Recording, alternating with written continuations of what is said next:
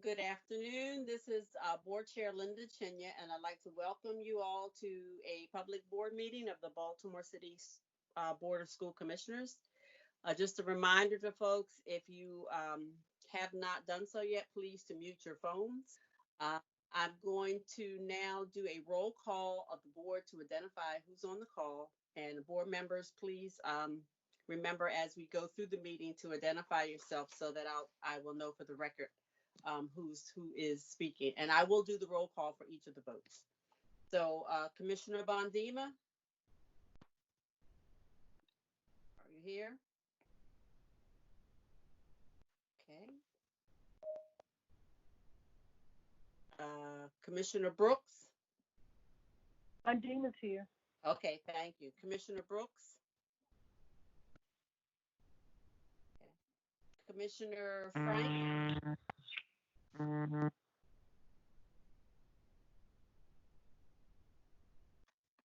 Commissioner James Hassan? Present. Okay. Commissioner Lynn? Commissioner McFadden? Yes, I'm here. Good. Commissioner Reed?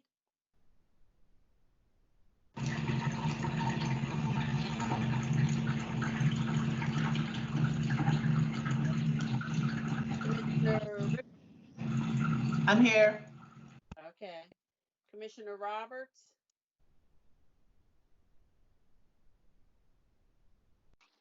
Present. Okay. And here, I am counting 6 commissioners here, 4 are absent. Okay. 1, 2, 2. Okay. Is there a motion to reopen the meeting? So moved, Richardson. Thank you. Is Okay. there a second? Second, Bondima. Thank you. Okay. All those in favor, here I go again. Commissioner Bondima? Yes. Thank Okay. you. All righty. Commissioner James Hassan? Yes. Matt? Move approval. Yes.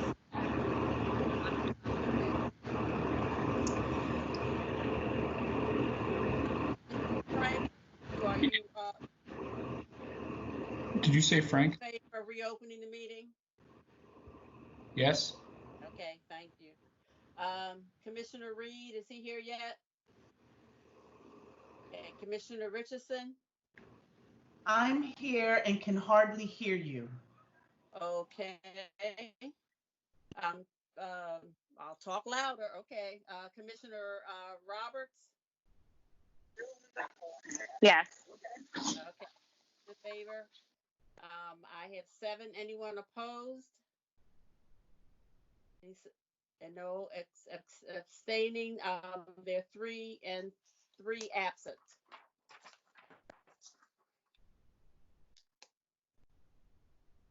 Is there a motion?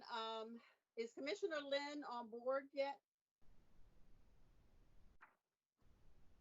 Not, is there a motion to approve the prior open session meetings and also the closed session summaries?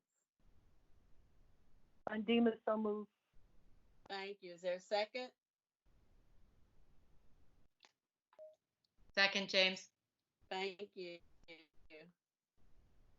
And those in favor, Commissioner Bondima? Yes? Yes. Okay. Commissioner Frank? Yes. Yes. Okay, I'm sorry. Commissioner James Hassan? Yes. Commissioner McFadden? Yes. Okay. Commissioner Richardson? Yes. Commissioner Roberts? Yes. Okay, I'm in favor. I'm going to check one more time. Has Commissioner Brooks or Reed joined us? Yes, Commissioner Brooks is here. Okay, are you in favor of the motion that was just made about the minutes? Yes. Okay. So I have no one opposed and no abstention. So I have 8 in favor and 2. One absent for this one because it's combined.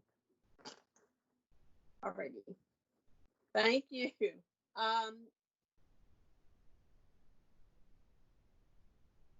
For my, in terms of board chair comments, I just want to thank everyone for your patience as we are continuing to work through our virtual meetings. And just a reminder again, if you are not speaking, if you could keep your phone on mute, that will help us in terms of the extra sounds that we will hear. So at this time, I'm going to move to the for a motion to approve the personnel, employment, payroll, the PEP, and the quasi judicial matters.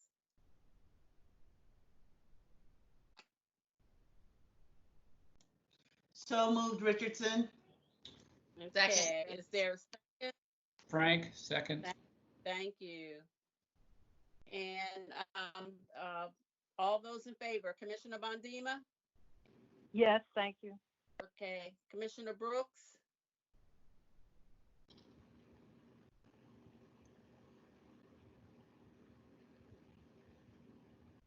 Commissioner Frank? Yes. Commissioner James Hassan? Yes.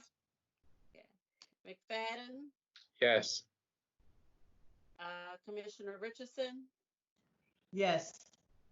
And Commissioner Roberts? Yes.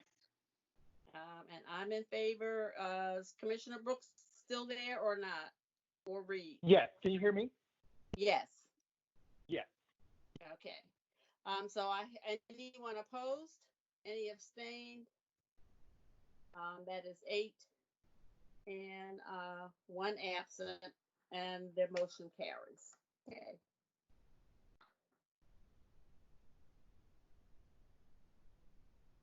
I'm going to, at this point, then review the consent agenda.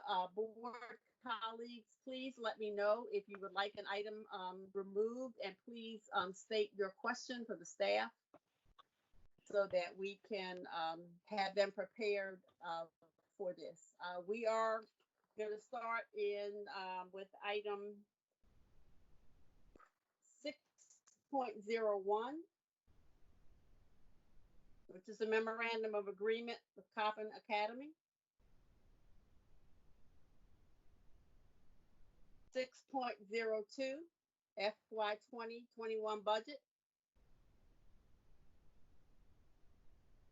6.03, general fund supplemental appropriation.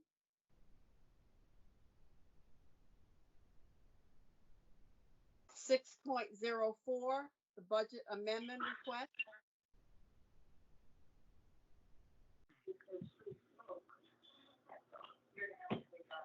6.05, the calendar update waiver request. Madam Chair, if we could pull that Yes. simply for a statement to the public about why the board is voting for something that happened in April. Thank you. Yes.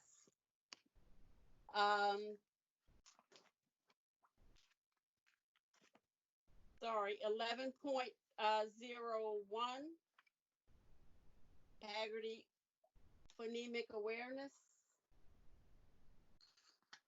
11.02, Great Minds, PBC. 11.03, Achievement Network, ANET. 11.04, Supplemental Instructional Materials. 11.05, Acoben, LLC. 12.01, Baltimore City Health Department. 12.02, Schmidt Baking Company. 14.01, Multi-Trade Building Renovation and Repair Services. 14.02, Denver Incorporated. Okay, so we have removed one item, and that's 6.05. So thank you. At this time, we're going to move into public comment. And we have speakers from recognized groups who will have an opportunity to speak for 5 minutes. And then the board executive will read the first up to 10 emails that we've received for public comment. Mr. Corey Gaber will be representing the Baltimore Teachers Union. And welcome, Mr. Gaber. Thank you so much. Good evening, everyone. My name is Corey Gaber, and I'm an elementary school vice president on the BTU Executive Board. First off, I wanted to shout out board member Joshua Lin, whose segment on CBS this weekend highlighted an incredible young man that we're lucky to have as a representative of city schools. Please check out that segment if you've not already.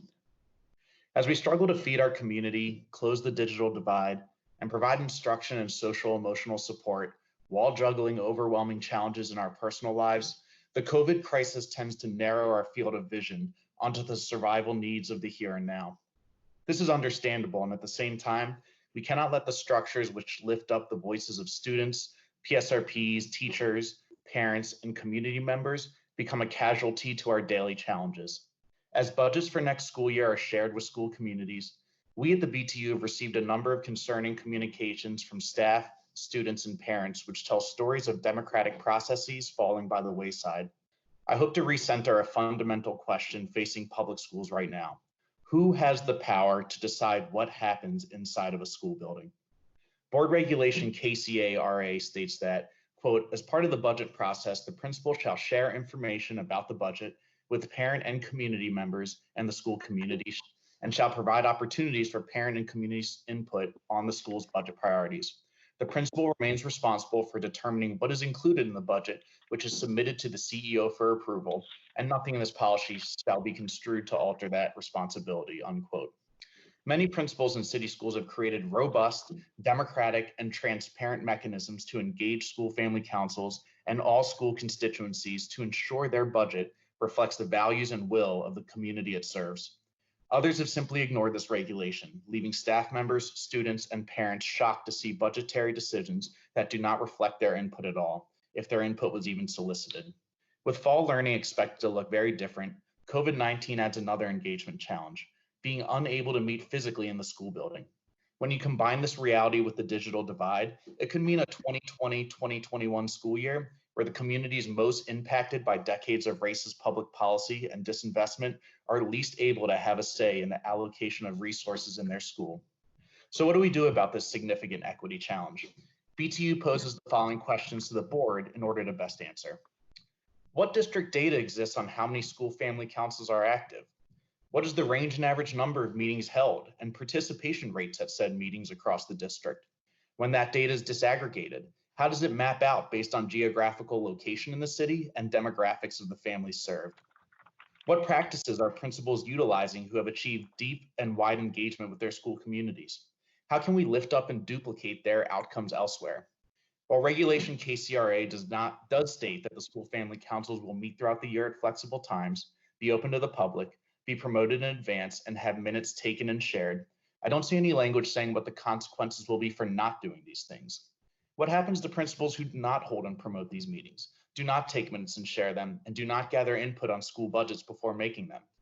How would the power dynamics in school buildings change if all major stakeholders were required to sign off on budgets, rather than giving principals the authority to ignore educator, parent, and student input? The BTU suggests the following next steps and timeline. Between now and the next school board meeting on May 26th, the district gathers the data requested in earlier questions. Between May 26th and June 9th, that data is shared publicly and used to identify thriving communities, particularly the ones serving high levels of historically oppressed learners. Between June 9th and July 14th, the school board and district leadership collaborate with PCAB, Pizzazza, and BTU to convene a work group who will be tasked with the following over the summer. Create a school family council toolkit that can be made publicly available, including information about the budgetary calendar for the year, important benchmarks by which submissions must be made, and resources for maximizing staff, student, and parent voice.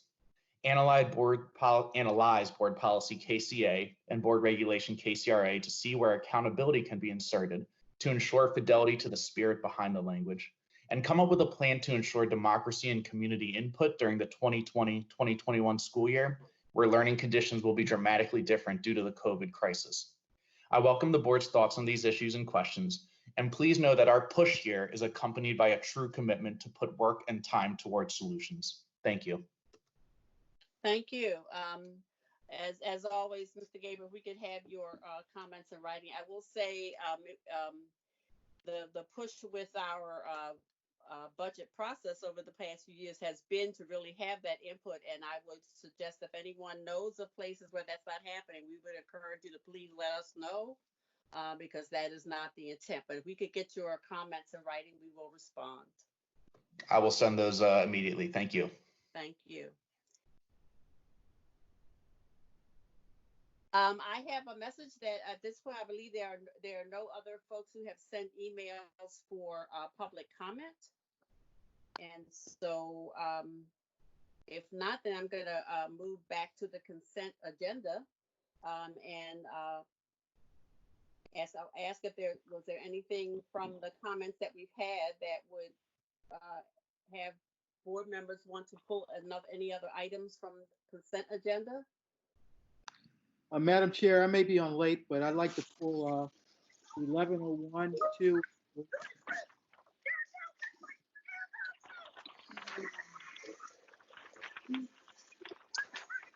And can you 1101 and 1102? And 1103.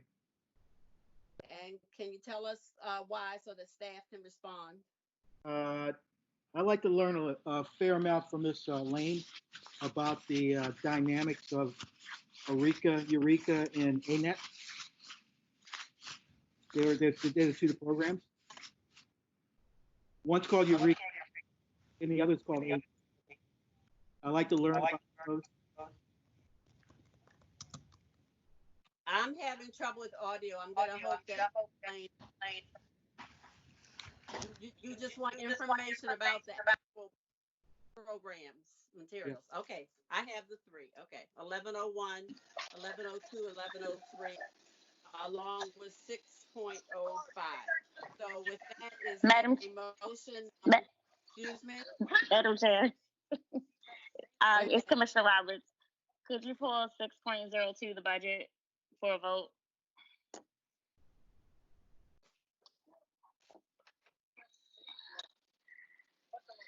.02. Okay. Hearing that, is there a motion to accept the other items on the consent agenda? So moved, Madam Chair. Okay. Is there a second? Second, James Hassan. Thank you.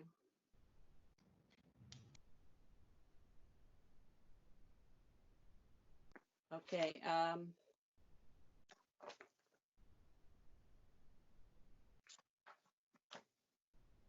And those in favor, Commissioner Bondima?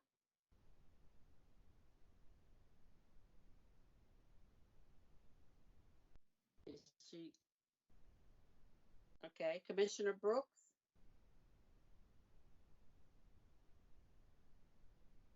Commissioner Frank?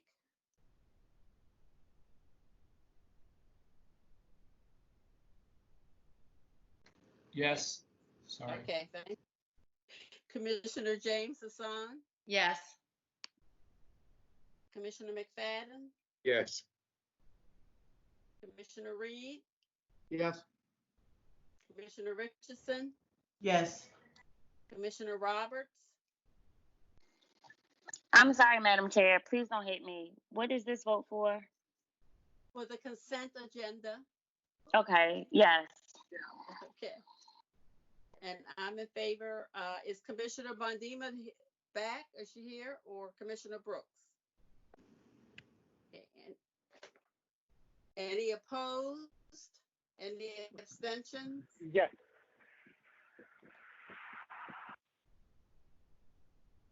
Is that Commissioner Brooks?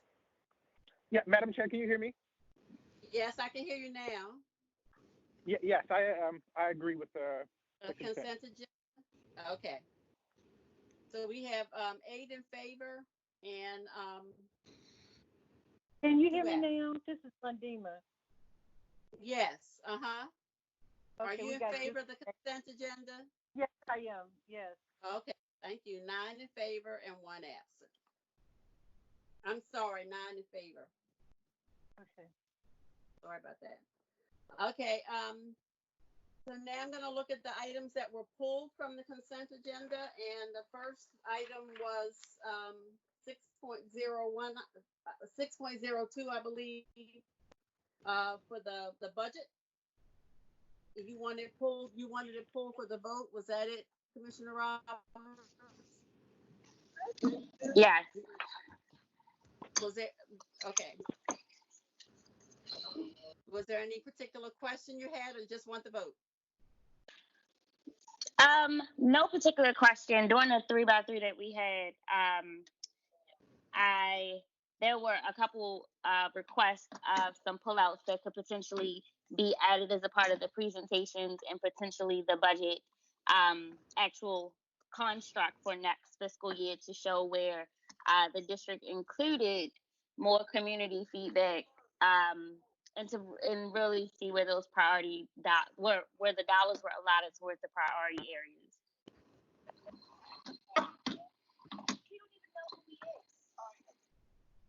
Okay, so did you want staff response to that? That's what I'm asking. No, that was just an overview of what we talked about in the 3x3, but I just want to pull it for the vote. Okay, so then is there a motion to approve item 6.02, which is the FY 2021 budget? Frank, move approval. Thank you. Is there a second? Second, Bondima. Thank you. Okay, all those in favor, Commissioner Bondima, Yes, please. Commissioner Brooks, Yes, I'm in agreement. Commissioner Frank, Yes. Commissioner James Hassan, Yes. Commissioner McFadden, Yes. Commissioner Reed, Yes. Commissioner Richardson, Yes. Commissioner Roberts. No. Okay, and I'm in favor. Any opposed? Any abstained? I'm abstaining, Robert. Okay, got it. Okay, so we have 9 in favor, 1 abstention. The motion passes. Madam Chair, that's 8 in favor.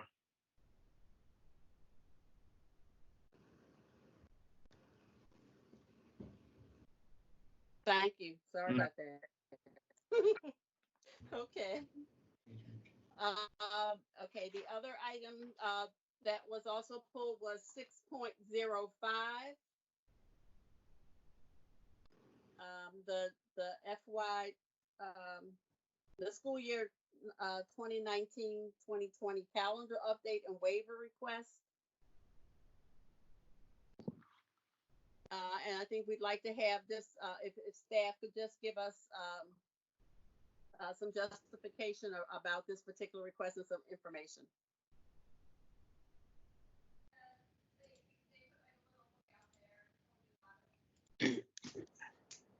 Good evening. Go ahead, Allison. Sure, I'm happy to jump in unless Dr. Santelises wanted to jump in, but I'm happy to. Okay, so Jess, I might need your support. We are proposing changes to the calendar. We are going to seek a waiver from the state that if it was granted, it would change the last day of school for students to be June 15th, but then the last day of for teachers would remain on June 23rd. In between that time, we would provide professional learning opportunities for teachers, helping getting us ready for more distance learning next year. We are going to, under this proposal, also June 2nd would remain a day when, as planned, when the district office and schools are closed for the election, for the primary election.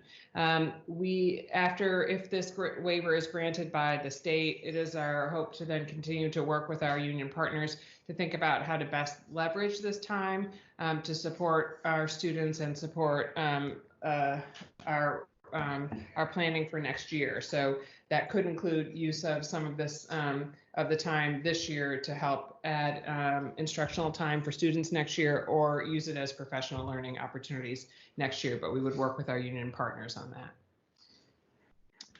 Thank you, Chief Perkins Cohen. My apologies. My mute button was not unpaused, but you stated very concisely and directly what I was going to say. So thank you. Okay. Any other questions from the board? Madam Chair, this is Commissioner Roberts. Go ahead. Can you hear me? Can you? Yes. I can't hear myself. Yes, we can hear you. Thank you. So yesterday, the communication went out about the last day of school being June 22nd. And today we are voting on the district submitting a waiver for the last day of school to be potentially June the 15th. I guess I just need some clarification around why the correspondence went out yesterday to families about the last day being June the 22nd, and today we're voting on a potential waiver to change the date. From the parent side, that can be very confusing, and I remember when that happened a few years back, or maybe not even that far back, when there's multiple dates kind of out there around the school closing or opening. I want to say the last time was maybe with outside of the spring break this school year, but with I believe it was President's Day the last time. My question here is, could that correspondence have been sent out after the waiver had been submitted and we had like an actual confirmed last date? Yeah, I would just say, Commissioner Roberts, that part of what happened was basically a mistake. And what I did on the town hall we had today, and I will say again this evening, is just extended apologies. Some of what occurred was a fast-moving communication, and we internally had to get clarity around the date. So, one, we wanted to make sure that families knew that the actual date, pending both the Baltimore City Board of Commissioners vote this evening and the state board accepting the waiver, right? It still means until both those things happen, that June 22nd will be the day that school would close. And there was communication kind of back and forth with some families interpreting the June 15th possibility as being final.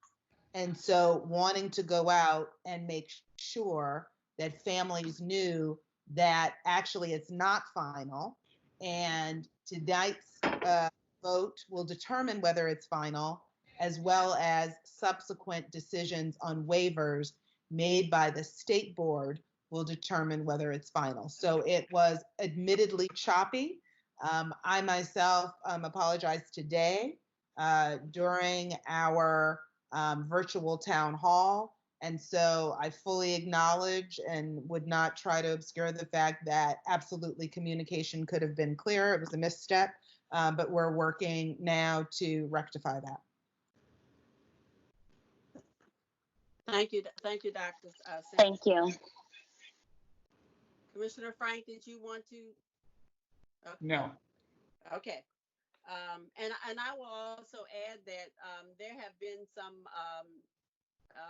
messages and requests that have actually gone out by way of Facebook and emails that have caused some of that confusion too, in terms of asking the system to consider the change, so that some folks are really getting confused as to the date. So with that in mind, is there a motion to approve this calendar update and waiver request? So moved, Richardson. Is that Richardson? Okay, is there a second? Frank? Second, Brooks. Thank you. I think I heard Frank, and so I will, all those in favor. Commissioner Bondima? Oh, yes, thank you. Okay, Commissioner Brooks? Yes. Commissioner Frank? Yes. Commissioner James Hassan? Yes. Thank you. Commissioner McFadden? Yes. Commissioner Reed? Yes. Commissioner Richardson? Yes. Commissioner Roberts? Yes. I'm in favor. I'm going to check one more time. I just want to make sure Commissioner Lynn isn't with us. Okay. No one opposed or abstained, so that is 9, and that motion passes. Okay, the next items that we removed were 11.1, 11.2, 11.3, and I believe would be the same, coming from the same source in terms of some clarity here.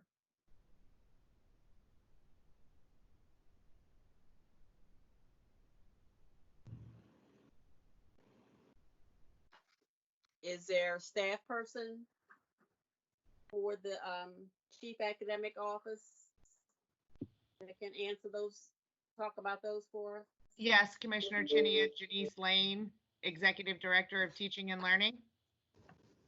Hi there. How are you? I just joined. We were on another call, so I just want to clarify the question. Is there a specific question or just talk about the relationship between? Could you just repeat that for me, please? Yeah, the question came from Vernon Reed. This is Vernon Reed. The Haggerty program in terms of the phonemic awareness, that's tremendous. So is the Eureka for the math. But I guess my question in terms of the Haggerty, maybe I should have talked to teaching and learning first, but I need to be educated a little bit in terms of level of evidence, what that means. And I guess the other question relates to the dovetailing of Eureka versus the ANET. Eureka costs less than ANET. Eureka's the program and ANET's the service. Is that usual case where the service costs more than the program? Perfect. So I can give some framing information around that. Thank you for clarifying the question. First, I'll address Haggerty, which is a phonemic awareness program. And it is a research-based program that complements our foundations program. So phonemic awareness it provides a scope and sequence of 8 skills that teachers work in whole group settings. You may know phonemic awareness is around the auditory skill and development. So really helping students understand the spoken word, individual sounds and phonemes within a word. So it's a precursor to phonics work. It helps students identify how to isolate sounds, blend sounds, segment sounds, manipulate sounds. And it is a program that allows teachers to interact with students in that platform. So it's a teacher resource tool that complements and supports our foundation's science of reading work that we're doing around phonics and the pieces there. So it's an opportunity to make sure that students get those early prerequisites as they continue to learn and move forward. Second, when we talk about Eureka, Eureka is actually our curriculum. It is the opportunity for teachers to utilize the workbooks and the online platforms that come with professional development and training. Eureka provides the math scope and sequence for our teachers and for our students by grade level. ANET is actually the assessment platform. So ANET works in close alignment. They are actually assessments that are created and aligned to the scope and sequence of Eureka curriculum. It is an assessment that we use 4 times during the year. It also provides progress monitoring throughout the year. We practice data cycles with our school leaders, with our teachers to really understand how students are performing and then how to target instruction. There are additional resources within ANET like quiz tools, enrichment activities, and resources that teachers can diagnose where students are and provide targeted instruction to either remediate, accelerate, and really focus the day-to-day instruction. It allows us to track students' progress and make instructional decisions from that point. In Great Minds, what we had in the curriculum is there are assessments embedded, but they are more open-ended. They don't always align to the same rigorous demands of the state assessments. So things like digital access, et cetera.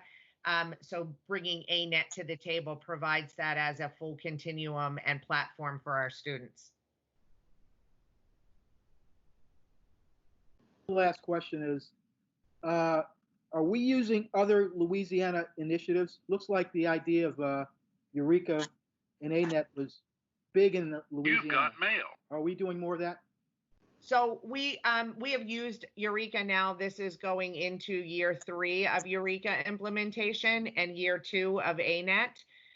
Very similar. A lot of the work that you're seeing out of Louisiana and the national trend work there is alignment work of high quality curriculum with high quality assessments. So you'll see a lot of pairing for that. And when you look at that pairing, how things are coming together from states like Louisiana and other states that are looking at not only recommending the high quality curriculum, but ensuring that assessments are aligned to that. And just for a clarity purpose, we actually are in year 3 of ANET as well. So that came in as a pairing together. So year 3 for both. Thank you. Sure. Okay. Are there any other questions?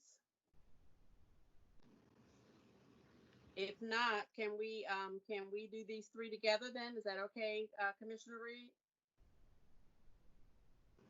Absolutely.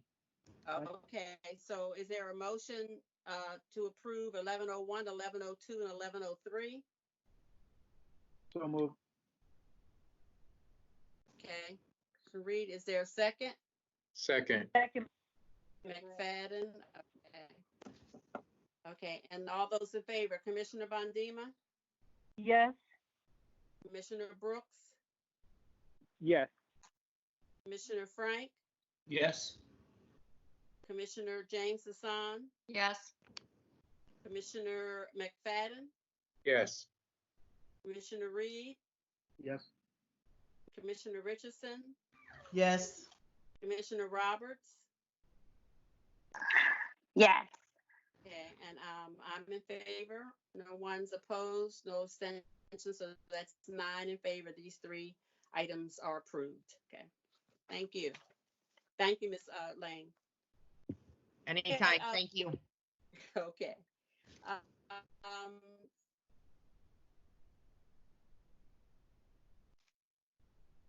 We have for information and discussion, we have one written update under the information discussion item, and that's a name change request from Holabird.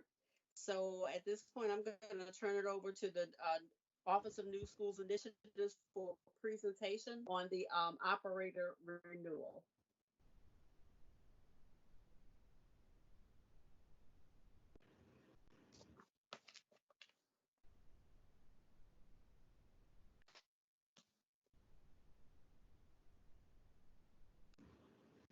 Good afternoon. It's Angela Alvarez, the Executive Director of the Office of New Initiatives.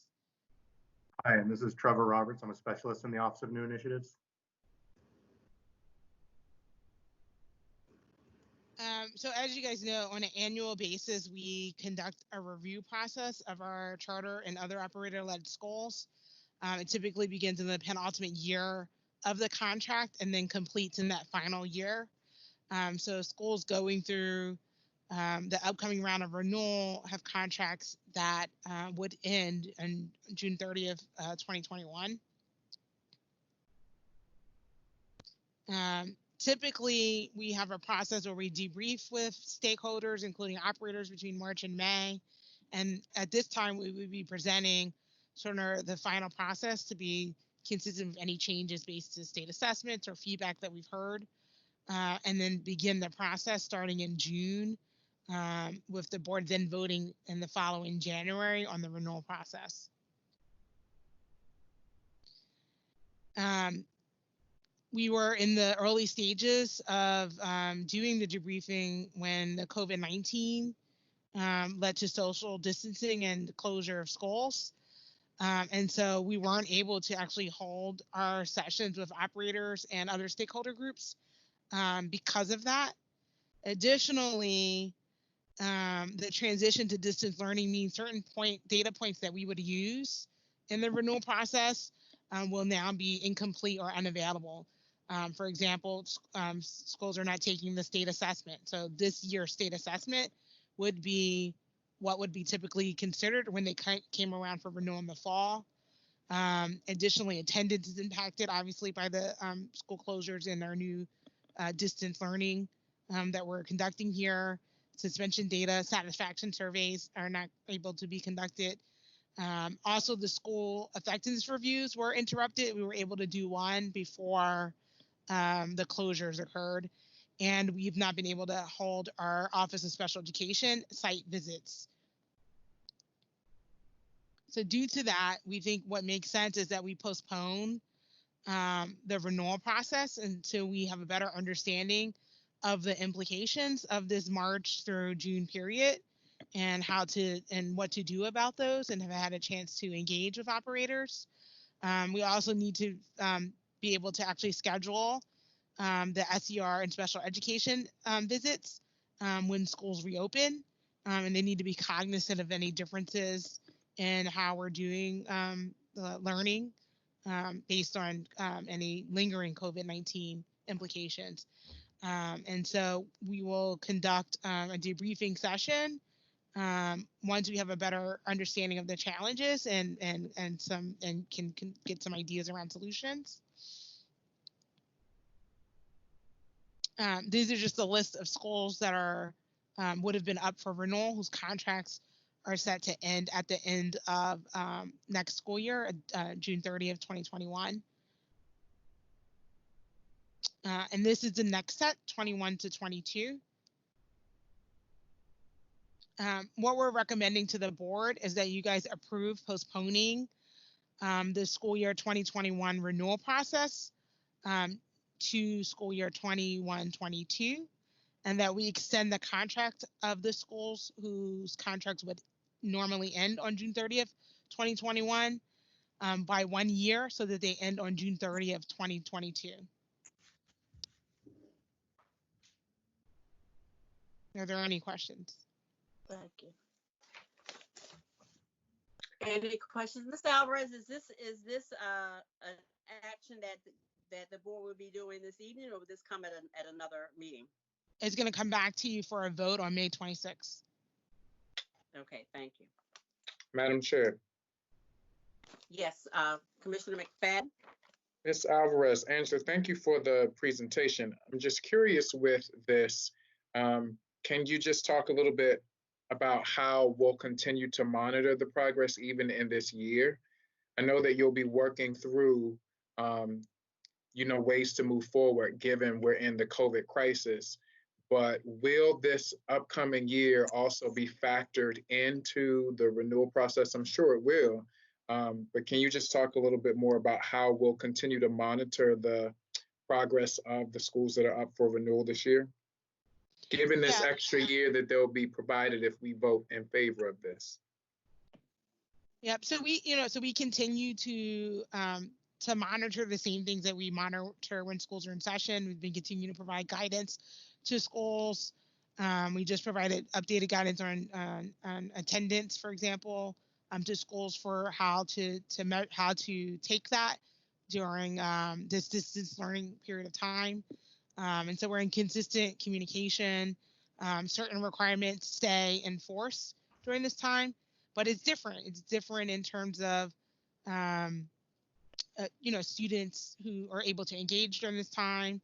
Student families are experiencing differences. So there may be students who, during a normal school year, may have been harder to reach because of concerns, or who, in some instances, we're seeing are more able to be engaged. And then the opposite is true. There's students who, during a normal school year, are fully engaged and attending every day, but in COVID-19, there may have been disruptions. And so there's a lot of things that we're still trying to work through.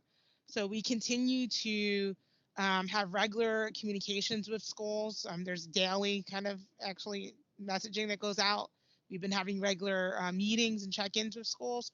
So all of those things are happening. I think we have to make sure that once we get to a point of understanding the full implications of COVID, that we can come up with solutions that make sense, and that we do that through engaging with you guys as the board as part of our stakeholder group, as well as the Charter and Operator-Led Schools Advisory Board is an important stakeholder group. PCAP participates in that, CCAP, and the operators themselves. So it's important that we, once this closes out and we've made some decisions as a district around how we're handling certain reporting requirements, that will then give us space to figure out how we consider this year, given some of the challenges. I appreciate that. You're always so thoughtful. With that in mind, do we have the capacity internally to, does your office have the capacity internally to go through? So it would be the schools that were up for renewal 2021, in addition to the 22 schools, right? Yes. So do we have the internal capacity to manage that work? Because that would be an additional, that would be a lot. I'm just wondering. So do we have that capacity? And are there needs that you need and your office needs to manage this process? Yeah, I mean, I think so. If we end up, I'm trying to remember the school count. And then Trevor, do you remember what the count is if it's all of them in 21, 22? It would be a total of 14 schools. 14 schools. So that's something we've handled, you know, in another renewal. So that's doable for us, and as well as for the SER team and the special education team in terms of the site visits if it's 14 schools. So that's absolutely manageable. It wouldn't require anything special of us to do that. Okay, thank you. Thank you. Can I ask a question? Yes, is that Commissioner James Hassan? Yes, it is. So thank you, Ms. Alvarez and team for this work. Just quick, and maybe I missed a piece in all of it, but what about new applications? Are there any consideration, or how are we dealing with new applications for charters? Yeah, for new applications, we've pushed the deadline back because we would have received new applications at the time that the buildings were closed.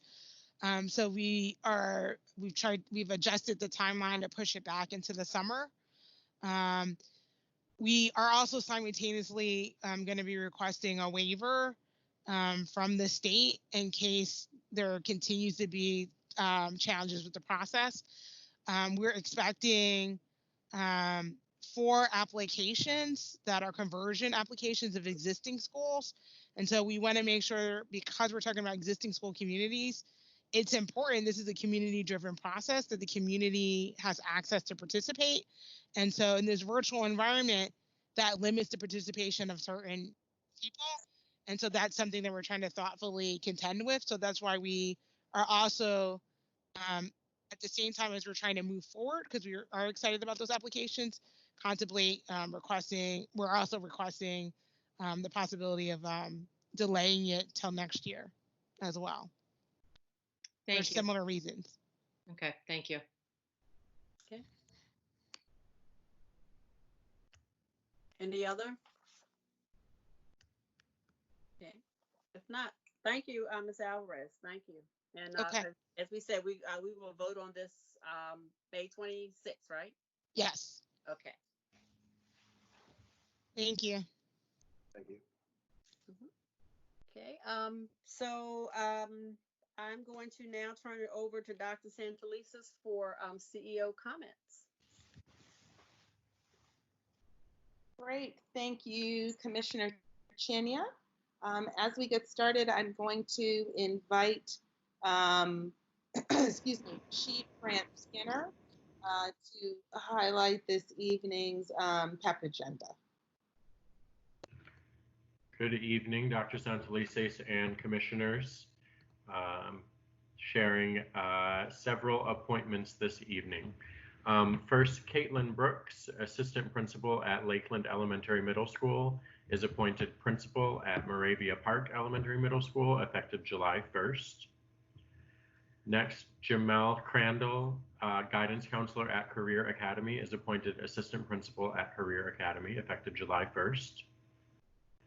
Next, Nika Barnett, Interim Principal at Pimlico Elementary Middle School, is appointed Principal at Pimlico Elementary Middle School effective July 1st. Teresa Ware, Interim Principal at Collington Square Elementary Middle School, is appointed Principal at Collington Square Elementary Middle School effective July 1st. Dion Medley, Director of Teacher Support and Development, is appointed Director of Related Services effective May 23rd.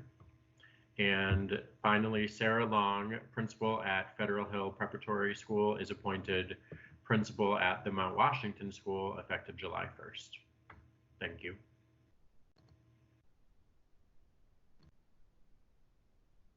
Dr. Santelices, you're on mute. Thank you very much, Chief Grant Skinner, for that and for the notation about my mute. This evening, I would also like to continue our tradition of reading a bit about our new school leader appointments. First, Caitlin Brooks. Caitlin Brooks served for 2 years as an assistant principal and 1 year as a resident principal at Lakeland Elementary Middle School. Previously, she worked as a literacy staff developer for city schools and a coach and curriculum writer for Teach for America. Mrs. Brooks began her career in education as a teacher at Moravia Park Elementary School. She holds a bachelor's degree in English and political science from the University of Massachusetts Amherst and a master's degree in education from Johns Hopkins University. We congratulate Caitlin on her appointment as principal of Moravia Park Elementary School. Congratulations, Principal Brooks. Woo. Woohoo! I know I have to get an applause button that I can play during these. The next is Nakia Barnett. She is originally from Norwalk, Connecticut, where her first teaching experience was in high school as a teacher's assistant in an after-school program at the YMCA. She joined City Schools in 1999 after graduating Morgan State University with a bachelor's degree in elementary education. Ms. Barnett worked her way up in City Schools, serving as a teacher, instructional support teacher, academic dean, assistant principal, and interim principal. We are very pleased that Principal Barnett will continue leading at Pimlico Elementary Middle School. Congratulations, Principal Barnett. Next, Teresa Ware has been with Baltimore City Public Schools for almost 7 years. For the past year, she has served as the interim principal of Collington Square Elementary Middle School. She has previously served as a Title I coordinator, an educational specialist in the Office of Transformation and Turnaround, and a literacy academic content liaison. She has also served as a reading specialist in another district and a Reading First regional specialist for the Maryland State Department of Education. Ms. Ware holds a bachelor's degree in business administration from the University of Maryland, Eastern Shore, and a master's degree in reading education from Bowie State University. And we are pleased that she will continue leading at Collington Square. Congratulations, Principal Ware. And then finally, Sarah Long has been with Baltimore City Schools for 22 years. For the past 7 years, she has served as principal at Federal Hill Preparatory School, where she was instrumental in introducing and implementing the International Baccalaureate program. She has also served as an assistant principal and was a founding member of Monarch Academy. Mrs. Long holds a master's degree in psychology from the University of Baltimore and expects to complete her doctoral program in December of this year. We wish you continued success in your new role as principal at the Mount Washington School. Congratulations, Principal Long. I almost said Dr. Long, which is a good sign. Thank you again, Chief Grant Skinner. So in beginning my remarks tonight, I want to continue to continue on to what we heard from Mr. Gaber earlier this evening. We are incredibly proud of our student commissioner, Joshua Lynn, who represented Baltimore City amazingly on CBS News this morning. It's interesting, and I told someone the story before that when I was speaking to a couple of the reporters and they were asking me a question, I actually began telling the story of the night that Joshua was trying to log into this very meeting, one of our first virtual board meetings. And he had taken time out of work, found a corner somewhere where he could get internet because he knew that his role on the board was important, representing students and young people. And in the middle of, frankly, telling about Joshua, I said, well, actually, you should talk to Joshua himself because he is an amazing spokesperson for Baltimore City school students, for our district. And I just want to say how very proud we are. And I got calls from family across the country who were telling me, we saw your student from Baltimore City. So Joshua, we are proud of you. You did a fantastic job. And thank you again, not only for the work that you did on CBS News this morning in telling the student story and student perspective, but also for your leadership as student commissioner on the Baltimore City Board of Commissioners. Congratulations. As most people know, last week, State Superintendent Karen Salmon did announce that all school buildings, including school buildings in Baltimore City, would remain closed for the balance of the school year out of concern for the safety of our students. I want to really emphasize that even though school buildings remain closed, that school itself is still in session. Our distance learning will continue on Google Classrooms, Channel 77, Charm City TV, and our teachers will continue to provide the curriculum and support that our students need to finish out the school year. I had the opportunity last week during Teacher Appreciation Week to visit some absolutely fabulous virtual classrooms from a variety of schools across the district. Clearly, some of our strongest teachers there. I saw team teaching. I saw elementary math. I saw an English class. It was truly heartening. And so a big thank you out to all of Baltimore City public school teachers and reminding parents and families that school is not out. As we all witnessed earlier today during this meeting, the Board of Commissioners has approved an earlier stop date, June 15th for Baltimore City public school students and families. But we will await to hear from the state for official approval. So please do stay tuned.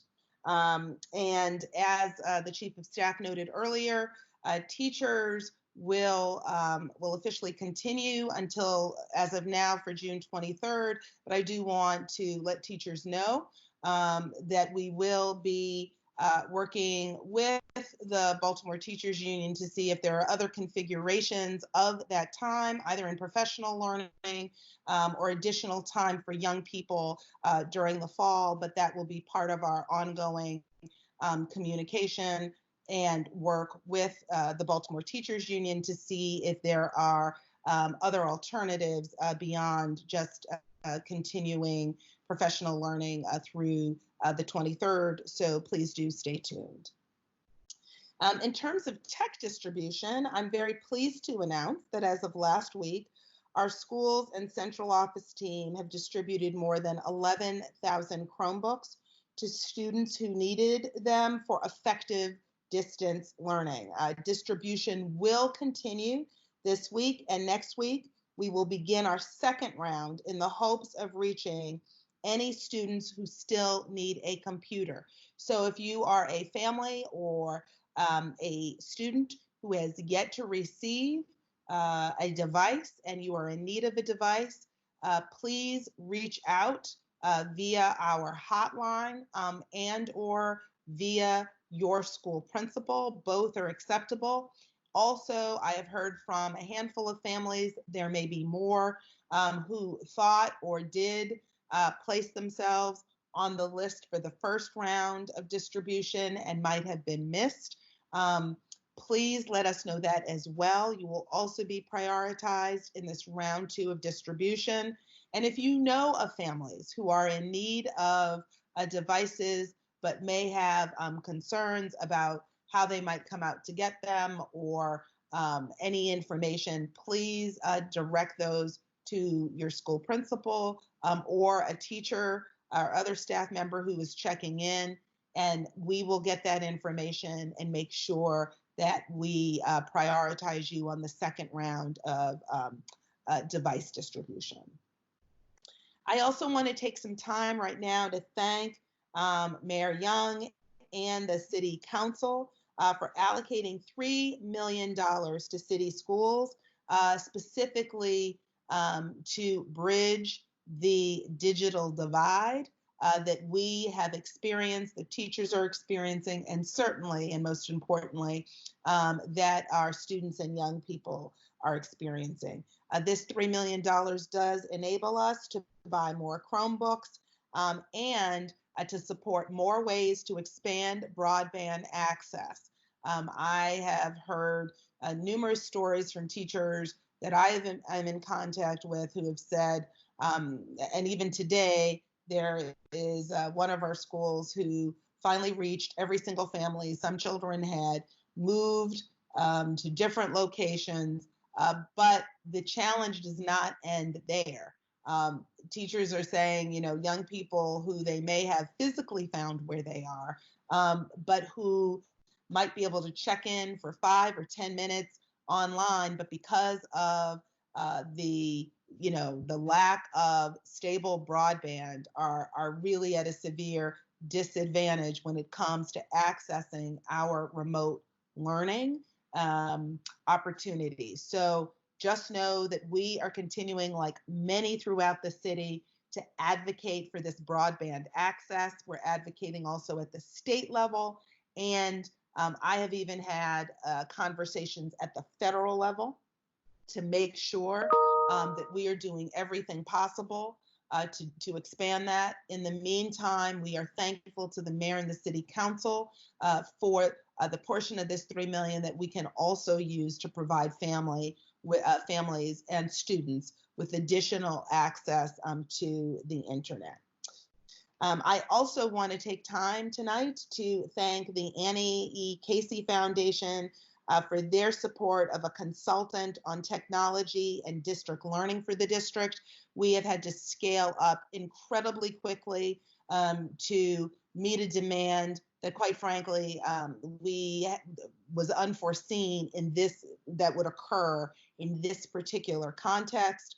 The Annie E. Casey Foundation, I will say, has been a long supporter of city schools, but particularly in this administration, they have stepped up yet again in their support of a consultant that will really help us do the strategic, long-term thinking that we need to do here in planning for our technological future. So I want to thank Annie E. Casey for that.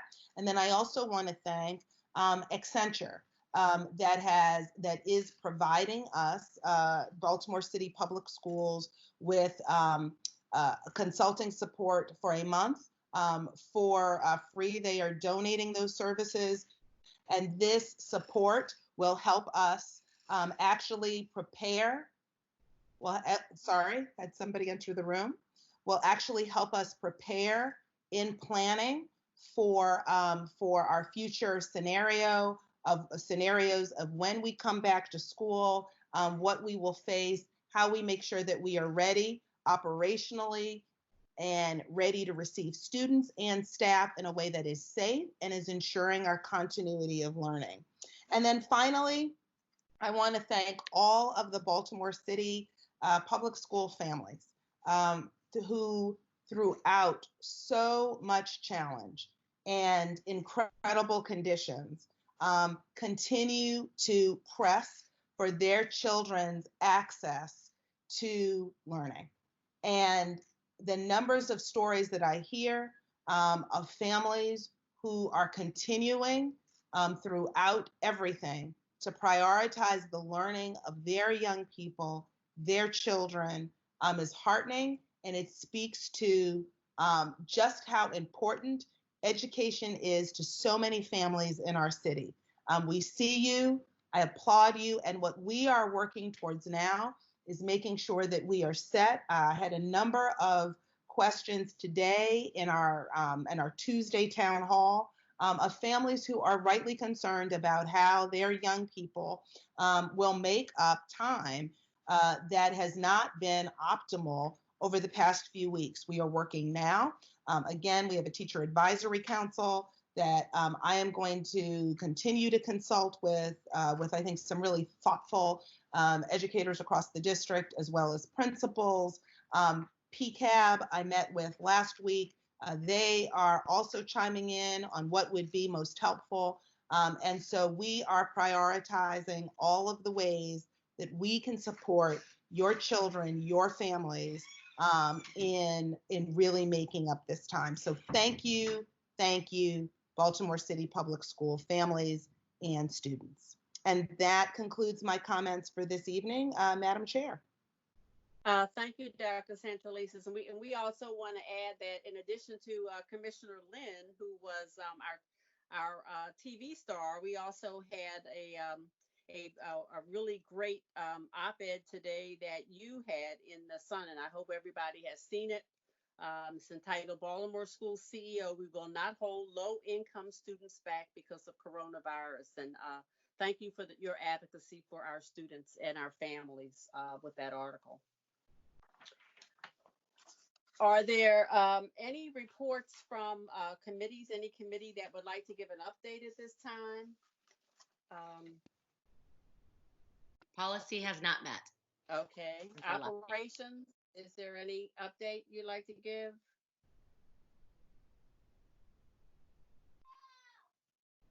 Okay. And teaching and learning?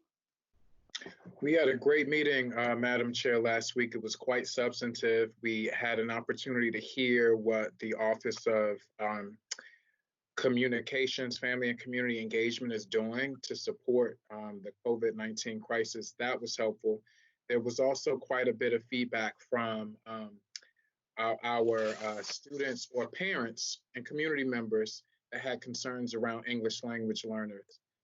In our ESOL program. It was given to us in a written update, but it will be on our July Teaching and Learning Committee meeting for a full presentation. So I just wanted to make sure that we raised that here to let the community and public know that our English language learner update will be provided a full presentation at our July Teaching and Learning Committee meeting. Thank you. Okay. Speaking of that, I'm just going to give the dates for other upcoming meetings. The Operations Committee will meet. These will be virtual meetings continuing on Tuesday, May the 19th at 10:30 a.m. The Policy Committee will be meeting on that same Tuesday, May 19th at 3:30 p.m.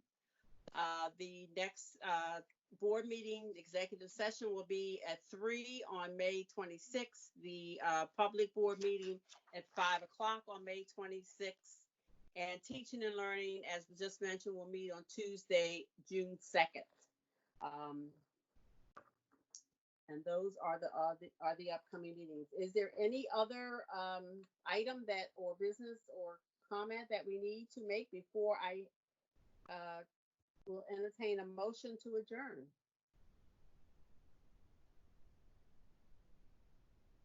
Okay, if not, is there a motion to adjourn? So moved, Madam Chair. Thank you, Commissioner McFadden. Is there a second? Second, Richardson. Okay. I'm not going to do the roll call. I'm pretty sure everybody is in agreement with adjournment. I want to thank you all again.